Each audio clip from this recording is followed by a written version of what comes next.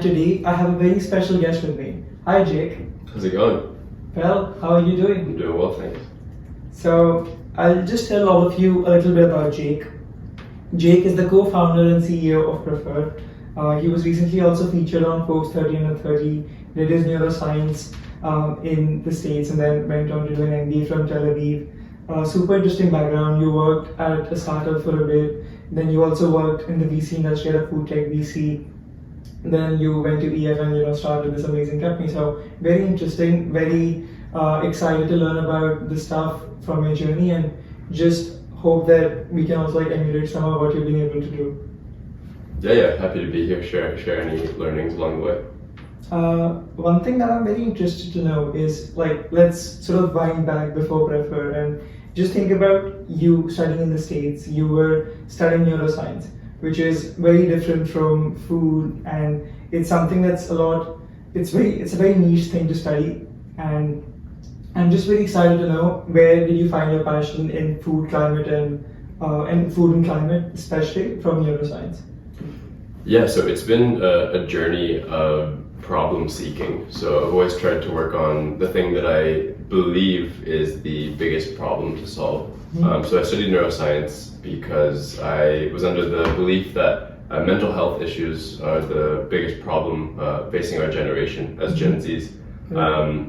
And then I went and worked in the pharma and biotech industry for a couple of years, and sort of realized that it wasn't the industry for me for a few reasons we don't need to get into. But then I sort of zoomed out again and thought, okay, what else is some really important and big problems to work on? And obviously climate change is top of the list.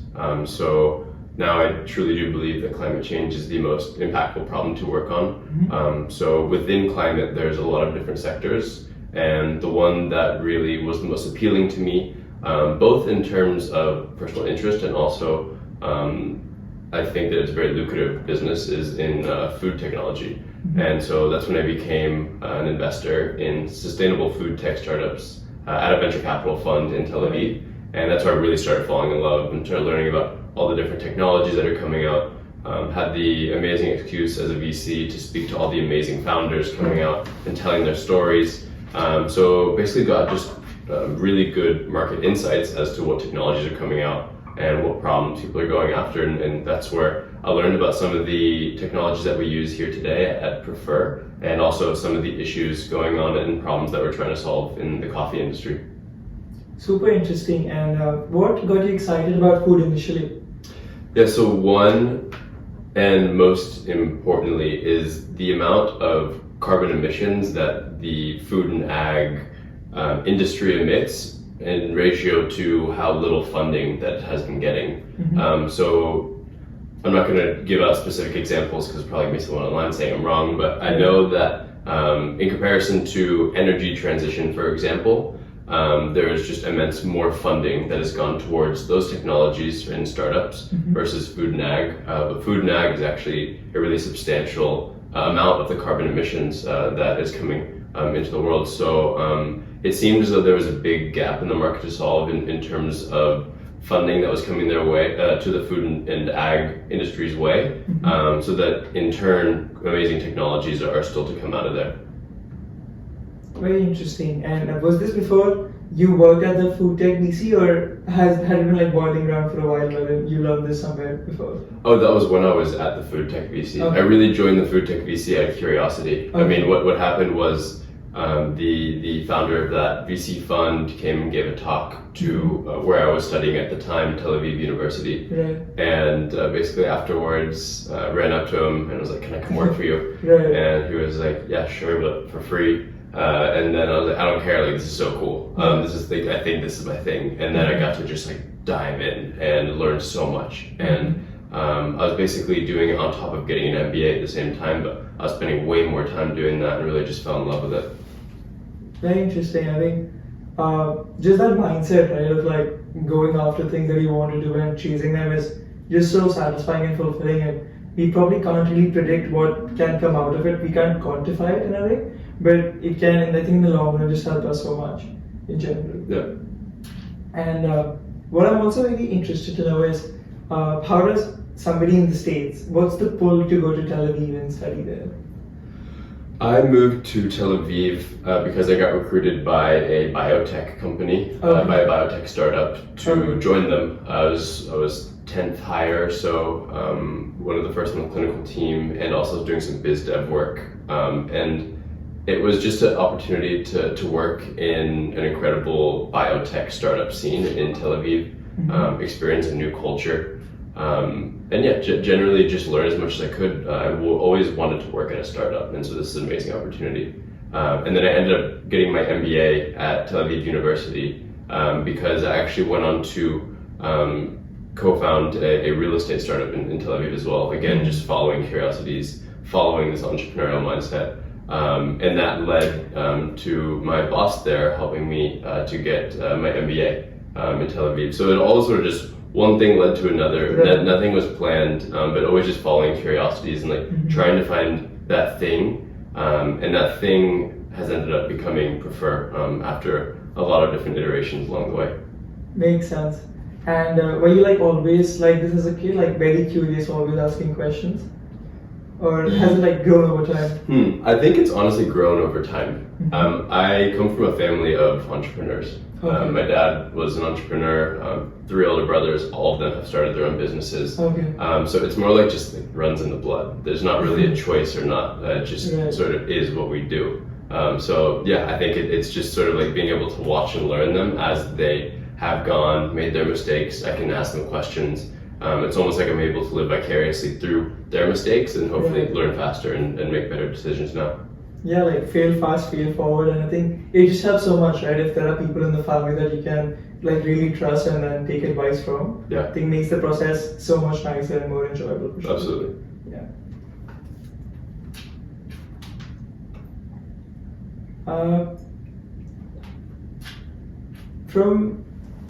There was this very interesting LinkedIn post that I saw that you put out. You were turning 27, happy belated birthday rather, and you said, we'll do this for the next 27 years if we have to. And I thought that was very interesting because almost, I won't say like everybody, but there's like a small subsection of, especially like college students like me, we want to like get rich in the next 10, 15 years or something, right? And they're like, we want to do something that's cool, that's fun. And I think monetary things do like tend to be rotating when you're thinking of that. But the timeline that you chose to say for that was like almost 3 decades, which is, you almost think of Prefer as your life's work. So I'm very interested to know how you think about your life's work and just your mindset around that. Yeah, I guess the thought process behind that sentence was there's nothing in the world I'd rather be doing. Right. Realistically, I'm able to make important decisions for a company where I obviously really care about the impact and I think we're really onto something. So the combination of those 3 things really excites me to work on this forever. Like I really don't, every now and again I see job posts come up on LinkedIn and none of it catches attention. I'm just really excited to be working on what we're working on. So yeah, I'll be happy to do this for 27 more years. Obviously everybody has a price of acquisition. But I mean, we're not building this to get acquired. We're building this to have as big of an impact at scale as we possibly can. And if an acquisition happens, that's great, but that's not what we're building it for. Like, that should never be the mindset when you're building it. It should never be that I am sort of building this to get acquired. But do you know Nikita Beer, like the person who makes like these really viral social apps? He made Gas and a bunch of other ones. I don't. Oh, okay. So he just does this very interesting thing where he makes like these really viral social apps, and then they just almost always go viral, and then he sells them for a few $1 million or something to like the next big tech. Yeah. And he just always does this after like 2 years of like, you know, just chilling for a bit, and then he just does this cycle. Nice. So even that is super interesting, but you know, I think very different ways to start up and do other stuff. Yeah, exactly. And then you can still get rich and not get acquired. Like you can still, there's phases where, I mean, we could go an IPO. If this company goes really well and we move beyond coffee into a bunch of different products where we're more than just a coffee company, we have a whole portfolio of different things that we're making and supplying to a bunch of companies that we could IPO. But again, we're not even thinking about that. We're just thinking about next customer, next hire, next day, growing, top line, making sure that we're keeping track of our spend so that we can reach profitability in the next couple of years. So yeah, really focused on today, but I would do this for 27 more years. Right. But one thing that I thought was very interesting about Prefer was that it is a coffee company today, but you don't want it to be a coffee company tomorrow. I think you see it more as a flavors company, right? And this is the first iteration of that. So Yeah. could you talk us through like the future plans and some other things that you're thinking about? Yeah. So future plans within coffee will be to move into new products within coffee. So what I mean by that is today we have coffee grounds for cafes. We have these bottled drinks, which I'd love for you to try this, or bottled latte, and we have a black cold brew concentrate for bars for cocktails. But going forward, we're actually moving into being an ingredient provider for CPG brands that have instant coffee products, so we can integrate into that. For CPG brands that have canned coffee, we can integrate into that. And at the same time, we're building out our own brand with our own canned product that we'll be launching, hopefully by the end of the year. So yeah, that's what plans are on the coffee side.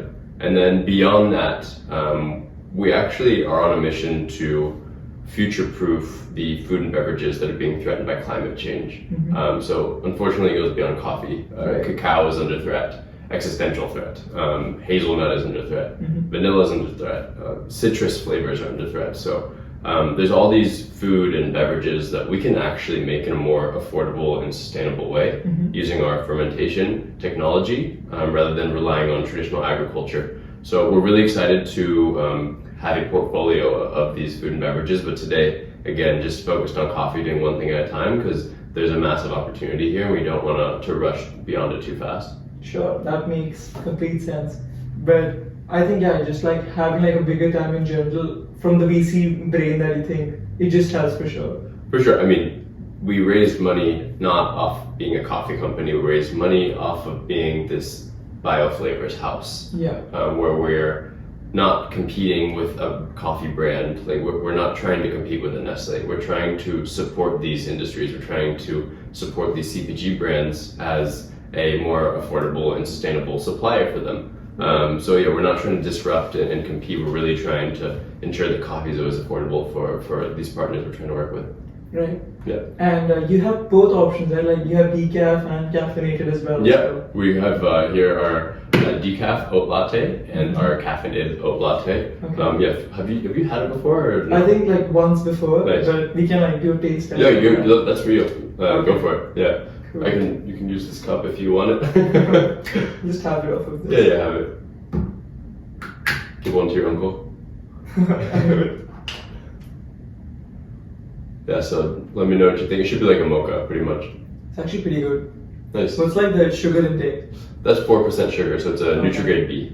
Okay, that's pretty good. Yeah, we wanted to make the most delicious product we could, but also make sure that it's Nutrigrade B or above. That makes a lot of sense. Yeah. I think one of your insights that I really liked was that you said we just don't want to, tell people to buy this because it's climate friendly. Because a big consumer insight is also that people won't just buy something that's more expensive, doesn't taste as good, just because it's better for the environment. Although there was that argument in like 2020, 2021, wherein a lot of the plant-based things were happening and a lot of companies were trying to do that angle, but I think that's withered away now, and I think you are sort of taking that consumer insight very seriously and you've completely focused on how delicious the product is and also it being affordable and similar to the current prices, right? Absolutely. Yeah, I think that we often get bundled into being like a plant-based product. Like people are always like, oh, that's like one of these like plant-based meats, like an Impossible or Beyond. But while that's true that we are all trying to make a more sustainable food system going forward, the difference is we're really solving a problem here. And the problem is that coffee is under existential threat. That's getting really, really expensive. It's getting too expensive, in fact. It's getting too expensive to the point where these CPG brands that buy coffee in bulk are no longer able to price to their consumers at a point in which they're going to buy. Right. And so they're doing everything they can to cut costs. So it's eating into their margins now. Yeah, exactly. So either they have to raise price and price out their customers, right, or they have to keep it at a price where they're no longer making money. So that's where we can come in and provide a more affordable product, but not just more affordable, but also our price is stable. So we can lock in long-term contracts, and as the price of coffee continues to rise and be volatile, ours continues to maintain low price and be stable. And so they don't need to hedge their bets on future buys of coffee. They can just lock in a contract with us, and then they can know exactly what they're going to spend. So it just takes headache off their hands. Makes sense. A very different question now, but one thing, because I've spent some time in the venture capital industry now doing some internships there, and one thing that I've heard a lot of them say is a lot of VCs want to become entrepreneurs, but it's almost like holding handcuffs because it's a very prestigious job, and it's just very difficult to like completely let go of all of the work that you've done there, and then completely go down the startup route, because that's not as prestigious. You perhaps work a lot more, and it's just a lot more difficult to like let go of all of that you built with VC. So how was that transition for you, and what made you to take the plunge? The thing that made me take the plunge was that I wasn't getting enough output for the input I was putting into work. What I mean by that is that I felt like I was doing so much work, putting together long documents, basically doing DD on a company, pages. Sure. And then even if we do make an investment, then you're not going to see returns on that for a while. Sure. And then if you're working at a fund where they're doing an investment a month, an investment a quarter, you're doing a lot of work that ends up becoming nothing. Right. So that was frustrating for me as a VC. That being said, I loved working with founders, I loved talking to founders, and I loved hearing about their struggles and their wins. So it was a bit of a cheat code to be a VC before this, so I could learn from all these founders what to do, what not to do. And yeah, like I said, entrepreneurship runs in my blood, so I always sort of thought and knew that I would start something of my own one day. I just didn't know it'd be preferred and didn't know it'd be so early in my career. Right. And you joined EF in Singapore or in Israel itself? I joined EF in Singapore. Okay. Yeah, so I moved to Singapore in August of 2022, and I joined EF in September of 2022. Just a month after? Yeah, but I didn't know what EF was when I landed. Okay. Yeah, I met up with a friend for a beer. He told me he just finished this thing called Entrepreneur First, and he was like, "Yeah, you can start a company. We just got 100K." And I was like, "That's really cool." And then I was like, "Can I talk to the person that's like hiring for it?" And he was like, "Yeah." Made a little WhatsApp intro, and then had 3 calls and got in. And then met DJ, and we actually matched up to work on something together before the program even started. Okay. Basically, we both knew we wanted to work within food technology. We both knew we wanted to work within flavors, and we wanted to work on something that could have a climate impact. So yeah, I think it was just a really good fit. So we were, I think, the second team to match in the batch, and then we're just obviously still going to today. Right. Yeah. Super interesting. So it happened even before EF, and this matching, does EF do that, or do you guys do it yourself?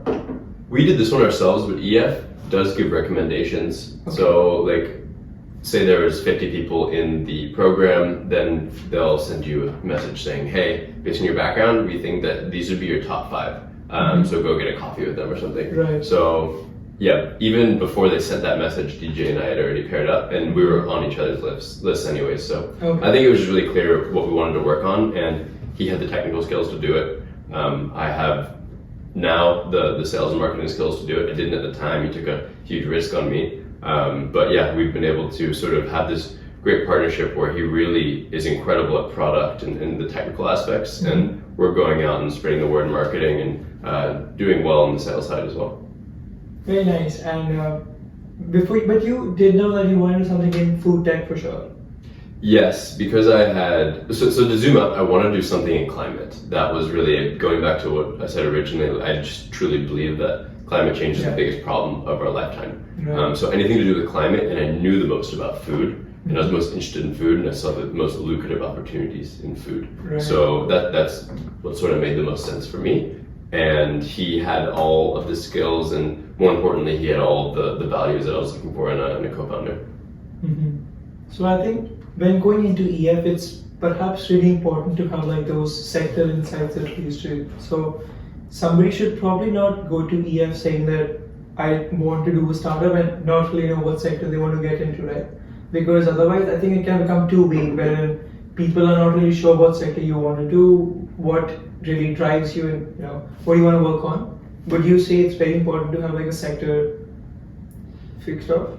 I would say it's very important to have specific insights in the industry that others don't. Right. In EF they call it your edge. Right. So I mean, for me coming in, I had some really niche insights on what was going on in food technology, and how to commercialize those insights. And DJ has really specific insights on creating flavors from fermentation. So that was a really good combination so that we could make it and commercialize it, because we had a niche insight that price of coffee is going up like crazy because of all of these supply chain issues, climate change, decreasing growth, decreasing supply, demand on the rise. So yeah, we just had all these very niche, specific skills and insights that was a really good combination to start something. Very cool. Yeah, I think when you sort of look back at it, it just makes sense, right? Like you're like, it just makes sense. But when you're actually in it, it's still always very confusing. Do you want to like work in this person? Because everybody says it's like a marriage, and it's always, it takes a long time to actually commit and be like, yeah, I want to work with this person. Yeah, I mean, I think about it less as a marriage as I do like raising a kid together. It's like you always put the kid first, Right. Like even if like mom and dad are fighting, like you want the best for the kid, and so you make the best decision for the kid at the end. So that's sort of the relationship that we have with Prefer. And DJ and I have a lot of healthy arguments. We're really good at disagreeing, and at the end of it, seeing each other eye to eye and still being friends first and foremost, and partners. Very cool. What advice would you have for smart, driven college students who you're about to enter the real world? And what's like some common advice that they should probably just ignore?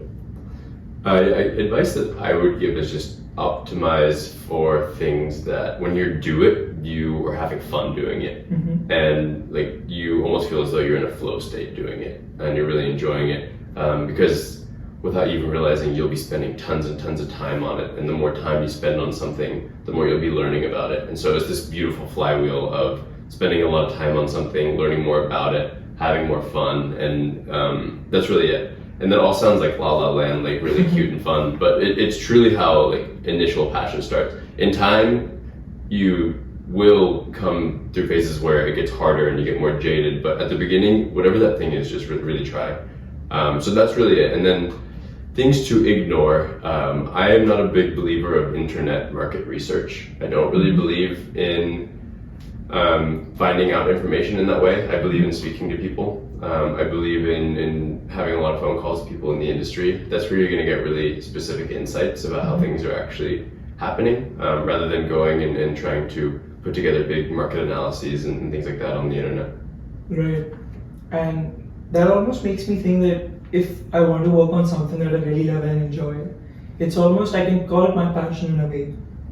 And is it just iteration, just like trying different industries, is how you find it? Because I think passion, if you just break it down, it's probably just something that you're inherently A, good at, but B, you also think it's impactful and you enjoy doing it. So I think it's a combination of two things, because if I enjoy singing, let's say, but I'm a terrible singer, then it doesn't make sense, it doesn't add up. You also have to be really good at that, but also like really just enjoy doing it. So what's like the process of iterating and to finding your passion? Is it changing industries every few years if you don't like what you were doing? Is like, what do you think it looks like today? Finding passion is finding passion is one of those topics that you could spend all day going back and forth on. But I mean, my biggest, I guess, learning from finding Prefer is just constantly doing something and constantly trying to learn something and constantly stay in action and keep momentum. Right. And it just happens. I'm not a big thinker. I'm a thoughtful person, but I don't like sit and really think through. If I want to learn something, I go out and I take action, and then I learn from doing that. So that's sort of how I was able to learn like what I care about, by just trying a bunch of things. But some people are more thoughtful and they can learn more from researching and doing stuff like that. That's just not me. If I want to know something, I just have to go out and do it, and then the information comes to me. Right.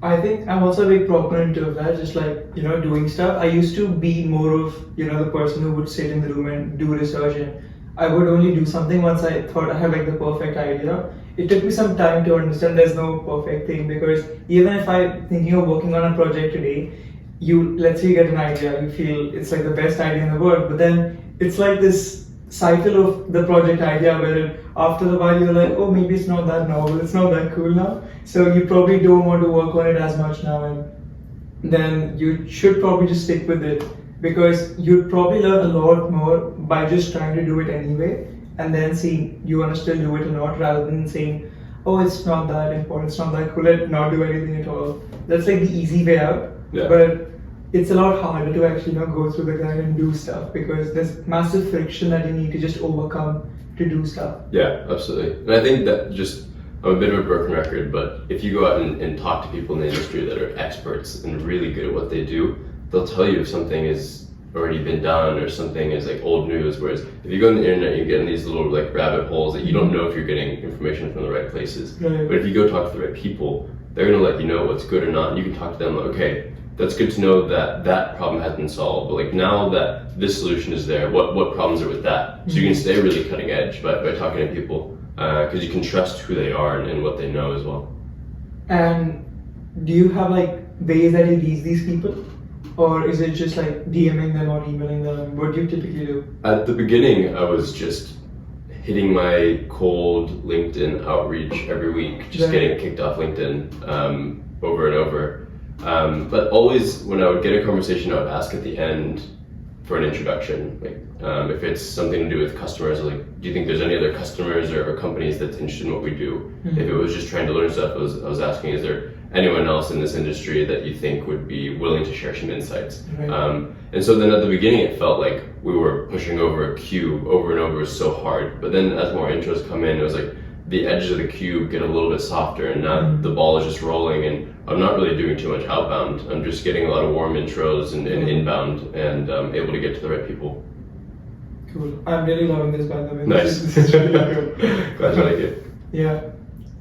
And let's talk about LinkedIn then for a bit, because I've been following the stuff that you've been putting out. It's all very exciting, and I think it's like a positive momentum, as you said.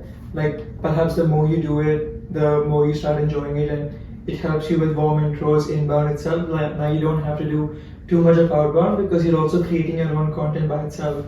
Do you have a process around it, considering you're also trying to scale other stuff? Do you still write the posts yourself, think about stuff yourself, or do you have like a team that helps you do it?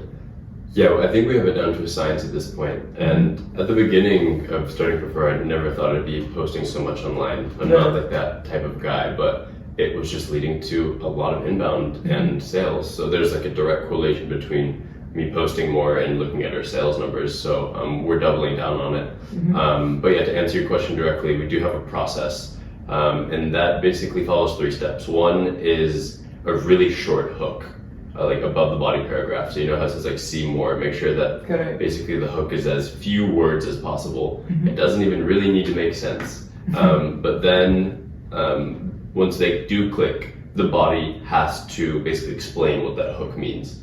So for example, if I were to make a post, 100 customers in 6 months, that's all you would see. But then I would say, we launched 6 months ago, and we started in this cafe.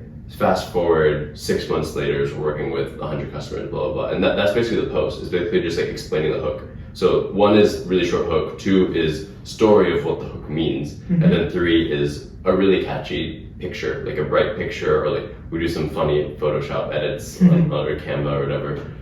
And that just gets people to stop and like pay attention. Like they're not seeing this sort of content on LinkedIn. They're used to seeing it from like Mr. Beast on YouTube or TikTok. So we try to just like Mr. Beast LinkedIn. And it's been working so far, and it's been a really positive flywheel on the sales side.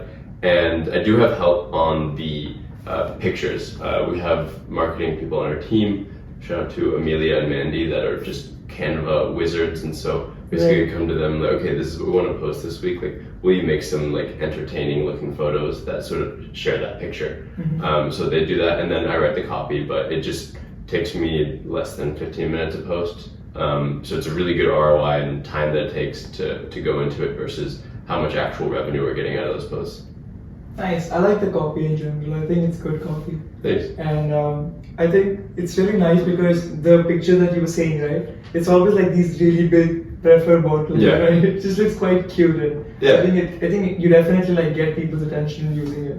Yeah, I mean, it is really inspired by Mr. Beast. Just like it's my face really big, it's the product really big, and that's kind of it. That's kind of like what you'll see consistently over and over, and those are the ones that kind of blow up. Okay. Very interesting. Yeah, you're right. It is like a science because like Mr. Beast, I think says this over and over again. He spent like 8 or 10 years just like grinding YouTube, just looking at everything and understanding what makes people click and then watch. Yeah. I think he says it like this. He says CTR, click-through rate times Okay. watch time. Yeah. That's it. Yeah. Just get people to click and get people to watch. Yeah. If you can do that, then you've done everything that you want to do. Exactly. Yeah. So I guess the equivalent for us would be impressions and likes/comments. But the more people comment and like, the more impressions they get, because the LinkedIn algorithm is really focused on like even on your feed, you would see like your connection liked this. I don't know if I think LinkedIn really optimizes for that. So we really try to push even like a call to action at the end as well, like that would elicit a comment or something like that, or even like posting things that basically it's just a milestone, and for milestones people usually like it or like support it, and so we're really trying to push people towards like making some sort of click on the post, and then again you just get more impressions from that. Right. And what's a good strategy to make people comment on those posts? We ask questions at the end. Okay. Or like if we make a partnership, say we make a partnership with this cafe, we're like, where should Prefer be next? Or even like I ask for help. Like we're looking to find a canning line where we can send our coffee to, and then they would can it. So I'll make a post and ask at the end, like, do you know people? But yeah, I typically do ask a question at the end, or I just say something super hypey, like, let's go Prefer, and then people are like, let's go Prefer in the comments. Yeah. Nice. Yeah. And has LinkedIn also helped you hire people? Because you're also expanding your team, so. Yeah, it's been really helpful on the sales and marketing side. We're making a very unique, novel product. So we need unique, novel people to build that on the product side. So most of our fermentation scientists and our flavor scientists and our production people are very specific. So and they have come through more of our network. My co-founder built out a kombucha brewery before this. So he has a lot of contacts in the brewery space, and our manufacturing is sort of like a combination of a beer brewery mixed with a coffee roastery. So we have brought on people that have built up these large scale beer breweries before. We also have people who have done distilling, built out distilleries. And then on the other side, at a smaller scale, we're bringing in people from the biggest flavor houses in the world to help us at a small scale to really dial in the actual flavor molecules that we're trying to make. So it's sort of like R&D is flavor scientists, and then the scale up are more people who have built out these big beer and distilleries. Oh, okay.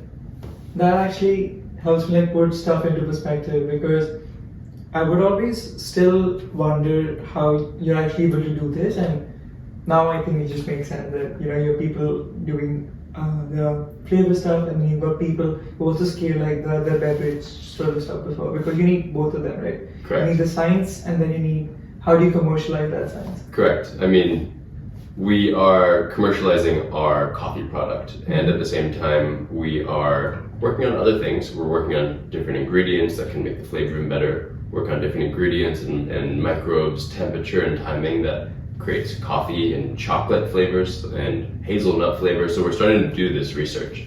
So yeah, it takes really specific talent to do the R&D, mostly flavor scientists, and then with the scale up people, just people who built out manufacturing. So LinkedIn hasn't helped as much with that side of things, but it's definitely been good for sales and marketing. Okay. And is there any overlap between what you and DJ do? Like, does he help with the sales and marketing, and you help with the R&D? Because you also have like a technical background because you studied neuroscience and then biotech. So do you also probably understand parts of it? I do understand parts of it, but I think most importantly for my job, I'm able to communicate it. Because I'll handle the fundraising side of things, and so it's important for me to be able to understand the technology and then go talk about it. Correct. That's more important for me. But the overlap that we do have is being managers, I guess, in a way. It's a very small team, but we're still learning how to be managers and what that means. Like, I am in my zone when I can just go sell stuff. Right. I'm not in my zone when things are happening within the team and you have to like do these check-ins and one-on-ones. I'm not great at HR. Okay. So yeah, I think we're both learning to be managers, and it's definitely been a steep learning curve for us as we've been growing the team super fast. Right. We're about to be 10. We were just 2 like a year ago. So yeah, that's definitely been a steep learning curve for us.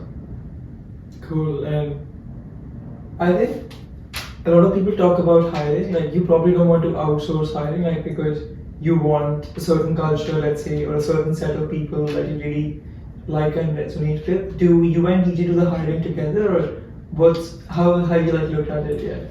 Yeah, we do the hiring together, and for anything product related, so R&D or scale up or production, DJ will take the first call, and then I'll come in and join for the second meeting in person. So we always make sure that both of us meet the person before hiring, but for the most part, a percentage of people will come through the first call and the second call, so I don't have to meet everyone. Right. And then on the flip side, sales and marketing, I take first call, and then if it goes well, we meet in person, DJ comes and joins. Got it. But yeah, so we both do handle hiring, but for our respective parts of the company. Makes sense. Yeah.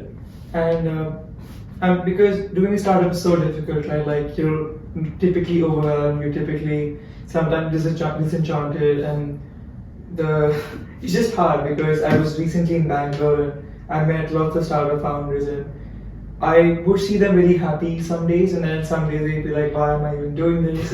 And that just got me thinking, you almost need to understand that days are going to be like that, Yeah. but you need to understand how do I sort of come back from like these lull phases, and how do I get my focus back? What do you do when something like that happens? Are there any questions that you ask yourself to like get back on track? How do you deal with all of this? Yeah, first of all, I have an amazing support system, family, friends, girlfriend, etc. So I'm super lucky. And second of all, I'm blessed to be born very resilient as a human. So I just get up and keep going. I don't know, I may have helped also that I was a competitive tennis player growing up. I played through university, and you just learn to lose well, and you just go back to practice. Like, you don't really think about not going to practice or not waking up and going to work the next day. You just sort of do it. So you just get really good at losing, and knowing that wins are on the horizon. Losing is just part of it. Right. Very interesting. I think sports does that so much, because you understand that even if I lose this next game, it's immaterial. I think like Kobe puts this like in the best way possible. He always says that you win, that's cool, but you still gotta wake up and go to practice the next day. Exactly, and when you win, you go to practice the next day. Like, it's not a super emotional thing to win and lose in this game. Right. It's just part of it, and you just keep going. The only important thing is that you stay consistent and show up and be resilient. So it's actually kind of hard for me to relate to other founders that are talking about like the roller coaster. Should I keep going? For me, this is just not really a choice. You just kind of do it. It's kind of harder of me to say, probably not like woke, but I just kind of don't think about that very much. Very cool. And have you heard about infinite games? Like, just thinking about life as this infinite game. Oh yeah, sure. Yeah. So you want to talk about that for a bit? Like, is that how you think about life in general? What's your mindset around that? Yeah, I can't say that I think about that either. Like, okay. I don't know. I think I warned you, not super thoughtful about philosophical things, but I guess I do see life as an infinite game though, just because like I don't really think about end. That's like I said, I'm not building this to get acquired or IPO. I would like to make money, but I think that's just a consequence of staying in the moment and continuing to show up. And what's the most worthwhile investment you've ever made? Could be time, could be energy, could be money as well. Anything. Wow, that's a good question. Let me think. Worthwhile investment.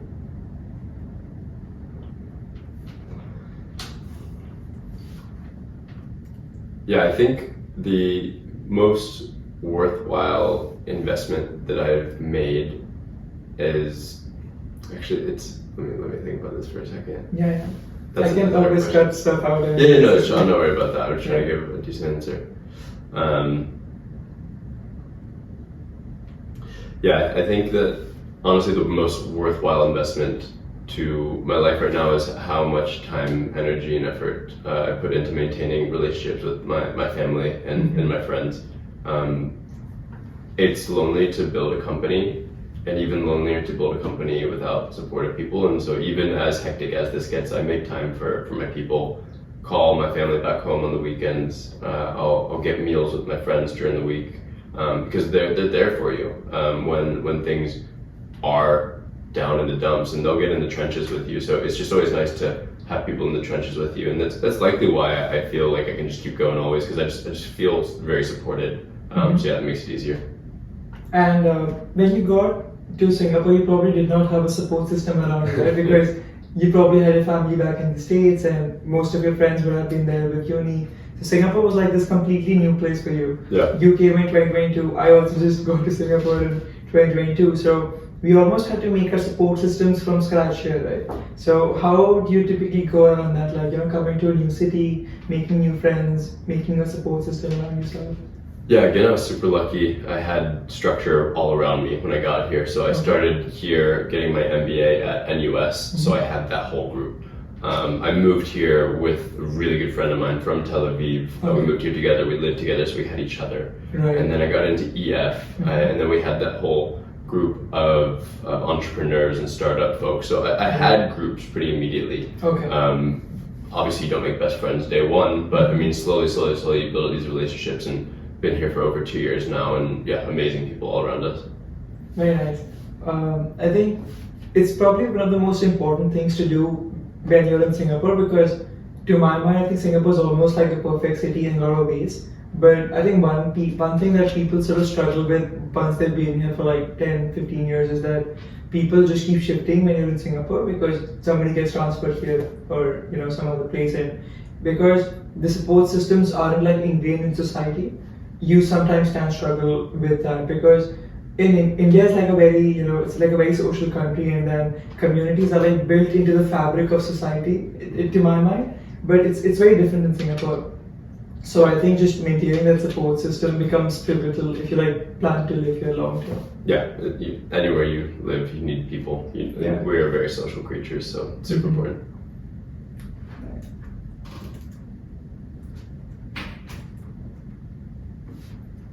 Have you?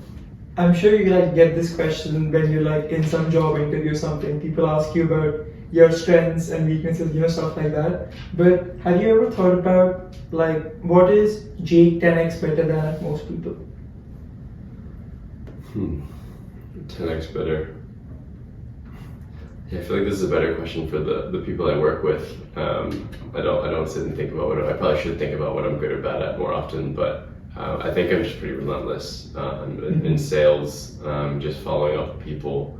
I think also in a sales process, I believe that I can sell without making people feel as though they're being sold to. And that comes from a true place of believing I can help people. I truly do believe that what we're building is a helpful product. So when I can go out and try to help and see sales from a framework of helping people rather than buy my stuff, I think I'm good at that. And I think people really do feel my sincerity when I am trying to actually help them. So yeah, I think sales is probably a strong suit. And then also I think just personally I'm able to connect well with people and bring people together, and more specifically help people to communicate. Within our company, it's easy for every different segment of the company to sort of do their thing and stay in their bubble, but I think I'm good at helping people talk to each other and get everyone around the table, because there's so much that we're too small to be so segmented, and so we need people to talk as much as possible. So I always try to create that sort of conversation. And are you ever very nervous that there are these people who sort of depend on me? Does it ever make you lose sleep or be nervous about it? Yeah, every night. Okay. Yeah, that's part of it. While there's nothing I'd rather be doing than this, it comes with a heavy weight of responsibility. We employ people, they have families, they have rent, they need to eat. And so, yeah, this isn't a game. It's not like monopoly money that we're going to raise. This is real millions of dollars that we've taken in to create shareholder value and go and return that to them. So I do take that super seriously. But at the same time, you have to understand that building out these startups and companies, if you can treat it like a game and gamify it and just win, then like that may be the best strategy to go and actually do that.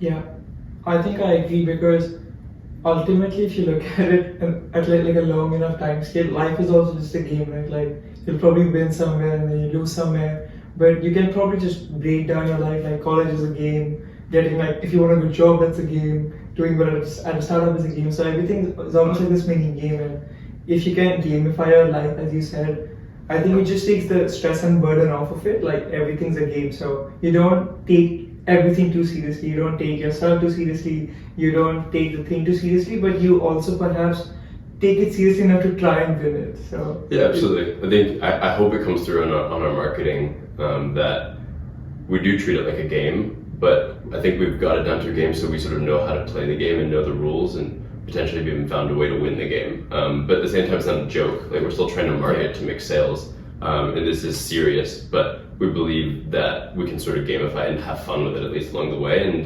people are pretty attracted to that. One thing that I always think about when you're trying to start up or just looking for like the first 2-3 people to start up with, what's like a good way to get really smart folks to work with you? Yeah, I don't think really smart folks is the most important thing. Okay. So I kind of zoom out a little bit and look at values first and foremost. Mm-hmm. Values being family values, or like if you feel that they're like just a resilient human, something like that. Okay. And sort of going like big picture from there. And then if it sort of checks out, if you like those things about them, then you can say, okay, like what are your skills? What are you good at? For example, I guess my skill would be going to sell stuff. So I guess I'd be looking for someone who could make stuff. And vice versa, if you're really good at making stuff and need someone to go out and talk to people. Sure. So yeah, I think first of all, just make sure values and everything is aligned. They don't need to be your same values, but at least values you can respect. Right. And then see if you have some complementary skills, and if yes, could be a good match. Yeah, but I was actually thinking more in terms of how do you like attract talent like that towards your startup? Yeah. Yeah, I think do good work, do quality work, do work that catches people's attention, mm-hmm. and they will come. Like it's been super easy for us to hire marketing because I think marketing has been a strong suit for us. Right. It was easy for us to hire people who wanted to do R&D for us because people tried the product and were super interested in solving this problem. Mm-hmm. It was super easy for us to go and hire for scale up and production because moving out of an industry that may be decreasing and into this high growth startup where you can really start to make more of things rather than tail it back down, take a haircut on things, then it's exciting. So we try to just make it exciting for people in each of our different segments, and then good people will come. And of course you have to make an effort when hiring, putting posts on LinkedIn, asking all of your friends, but as soon as you can get in front of people. As soon as you can get people in the door that are talented and excited to work, then it made the process easy that we're doing something exciting. And I really want to know, how did you get so good at sales? Like, because have you had any formal training in it? Do you think it comes naturally to you? How do you think you got good at sales? Let me think. Through sales. So I have no formal training in sales. Mm-hmm. But life is sales, dating is sales, lots of things are sales. So I mean, I did have some experience in business development at my first startup, and then when I started the real estate company, we were selling real estate. So I've had some experience in the past, but in terms of how to get good at it, it's just repetition, understanding frameworks and understanding the importance of asking the right questions. More important than pitching. So I mean, if I want to make a sale, I want to focus on asking the questions that the customer or the person that I want to be a customer sort of just like shares the problem that they're having. Mm-hmm. And then the problem that they're having is something that we have a solution for. So you sort of like say, hey, like, are you finding that your price of coffee is going up? They're like, yeah. And then it's like, oh, okay, well, that's interesting. I'm sorry to hear that. But Do you like, if you had a product that tasted exactly the same that was cheaper, would you buy that? And they'd be like, yeah, like duh. Yeah. And I'd be like, okay, like I have that. They'd be like, oh, okay, cool. And then the barrier then would be like, do they like your solution to that problem? So I'm not gonna say everyone likes bean-free coffee. Some people don't like it, but at least like it's clear to me that I understand their problems and I'm trying to help them. If they don't want that help, then that's a different story. But I think just being really clear about the fact that like I know exactly what they're struggling with, and they understand that I come from a place of good rather than just like selling them stuff. Right. So it's one of the cheat codes would be to like be thinking more from like their point of view and trying to understand what their pain points are, rather than saying just buy this that I'm selling, rather than just try to understand their point of view. Yeah, I think just to be more succinct, the way that I've been able to get good at sales is by getting good at asking the right questions. And the way that I've been able to know what questions to ask is by talking to thousands of people in the industry to understand what the problems are. And then once I understand their problems, I can ask the right questions, and then I can understand that I can show them that I understand their problems, and then I can offer the solution. So yeah, but you can't skip the part where you talk to thousands of people to understand the problems. You have to show real knowledge of their pain points, and then they can start to trust you and be like, okay, cool, maybe this is a good thing. I think that's the tough part, right? Like, talking to thousands of people, that's the part that most people won't see, because that's done in the trenches. That's not what most people see. That's the tough part. That's what the repetitions are. Yeah, exactly. But it's super interesting, because I like almost read everywhere that you should probably know how to do both, right? Build and sell. Because you need to build a startup, but you also need to sell what you're offering, like the product. So being good at both is definitely like the ideal case. Yeah, I mean, I would argue against having to build and sell. Okay. I don't expect DJ to sell, and he does not expect me to build. If by build you mean like the technical aspect of the company. If you're a solo founder, you need to build and sell. Correct. But I would never suggest anyone to be a solo founder because of all the reasons that I said earlier about how important it is to have a supportive network and supportive people around you. Having a co-founder, sometimes it's just like having a therapist, and only you get each other. You're the only other person in the world that understands. And so to be able to go through that together and share that experience together has been crucial for both of us, I believe.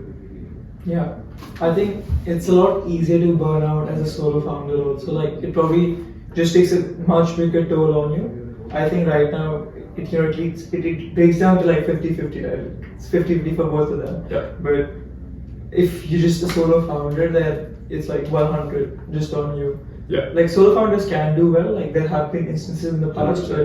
but I think it's very important to know what type you are, and then, like, just choose for yourself. For sure. I think, well, yeah, as you heard, like I've said a few times, like the importance of having fun. I don't have fun on my own. Right. So I wouldn't continue to do this if it was just me. But if you're the type of person you like being on your own, and that's what you really like, you get down and be in your bubble, that's awesome. Go be a solo founder. But for me, that's just not how I could ever do work. I just don't function on my own like that. Makes sense. I think those are most of my questions. If you want to tell people about Prefer, anything else, your future plans. Yeah, when will this come out? This would be, I try to do it like next week or something. Okay, cool. Yeah, I guess for now, go to prefer.coffee to see all of our locations. We're also on e-commerce, Red Marked. And so, actually, let me think about a clear call to action. I basically just want to say, like, go buy coffee. Yeah, like a clear CTA. Yeah, so thanks for having me. Appreciate you.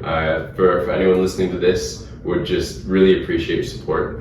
Going to try Prefer, one of our locations. You can find them at prefer.coffee. The more coffee you buy, the longer I can keep doing this. And like I said, this is the only thing I want to be doing. So all of your coffee purchases goes towards my fun and happiness. So selfishly, go buy coffee. Cool. Thank you everyone for tuning in. That's our signing off.